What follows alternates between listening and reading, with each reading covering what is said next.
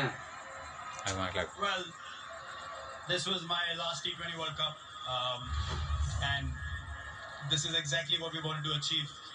This is an amazing game. I was telling Rohit today when we went out to bat, I was like, one day you feel like you can't get a run, and then you come out and then things happen. God is great. I bow my head in gratitude. I'm just really grateful I was able to get the job done for the team on the day that it mattered the most. It was a different Virat Kohli we saw today, the Virat Kohli we'd seen all these years. What prompted that change in you? Well, just the occasion. It was now or never kind of a situation. I knew this is my last T20 game playing for India. It's the last World Cup that I was going to play. So I wanted to make the most of it. And this was our aim. We wanted to win an ICC tournament. We wanted to lift the cup. And as I said, it was the occasion that helped me to put my head down and just spec the situation rather than trying to force things out there and just really play the game that my team wanted me to play. Have you just made an announcement, Virat, about T20 internationals? Yes, I have.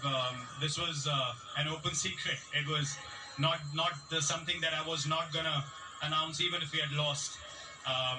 This was going to be my last T20 World Cup playing for India. It's time for the next generation to take over. 2-year cycle. There's some amazing players playing in India, and they're going to take the team forward in the 2020 format and do wonders as we've seen them do in the IPL. And I have no doubts that they'll keep the flag waving high and, really take this team further from here now. In 2011, you said it's time to carry someone on the shoulders because he's carried India for so long.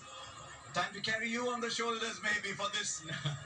No, I don't think so. I mean, look, it's been a long wait for us, just waiting to win an ICC tournament. And it's not just me alone. You look at someone like Rohit as well. He's played 9 T20 World Cups. This is my 6th. So he deserves it as much as anyone else in the squad. So we're just happy we were able to get the job done.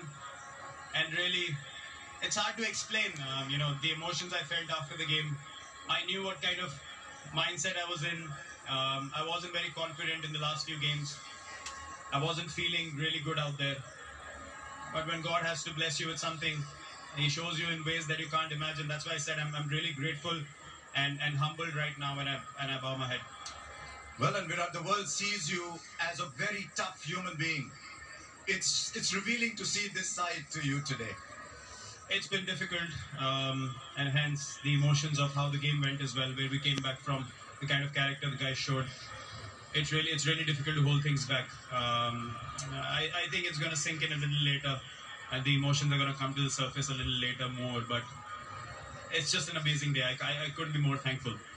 If it is indeed the last one, you go with your head held high as you always do. Well done, Virat Kohli. Thank you very much. Thank you, Asha. What a player. അവിടെ ചെയ്താ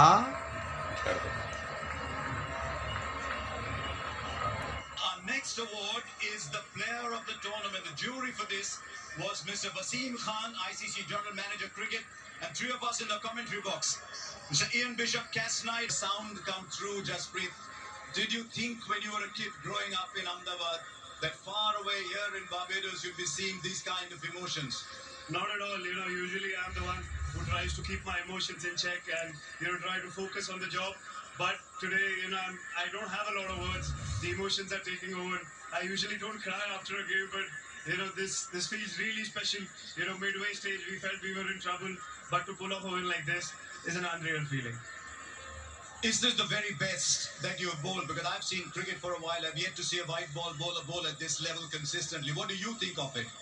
I'm just really over the moon that, my son is here, my family is here, and I could do something special for India. We've been working really hard towards this, and we've come close. We just fell short last time, but we were able to go through this time. There's no better feeling than that. We play the sport for this, for these days, for big stages when you do well and you get your team through. There's no better feeling. It's incredible that in a game that's normally dominated by batters, there's a bowler who's the player of the tournament. And right from the first game, you just looked like your rhythm was right, everything was right. Yeah, it just felt good. I was trying to keep myself in a bubble because I was spending time with my family, not thinking too far ahead, staying where your feet are. All of these things are okay. Yes, we do say it, but when comes the big day, you have to do it even more. You have to do what you have been doing, not to try over because it's the final. So yeah, it just felt very good, and over the tournament, I felt very clear and calm. was there ever pressure on you because you are the lead bowler? Was there ever pressure on you that your 4 overs are the key moments, and especially today when you came back for the 16th? I don't look at it like that, because whenever I'm at my peak mindset, I think of one ball at a time and one over at a time. If I think of the overall picture too early, I give on to the pressure and I try too hard sometimes. So this was what was working for me today. Yes, obviously emotions can take over and was taking over, but you had to keep yourself in check. But now the job is done, the emotions can come out and you can scream and shout. Can I just ask you one final question on when you took the ball for the 16th over? It was 30 of 5 overs. The game was slipping out. You're standing at the top of your mark. Surely there's a thought going on that we'd love to share from you. Yeah, it was, when it was a runner ball, we did think that, what is happening. So when I came, I saw the ball was a little scuffed up and reversible.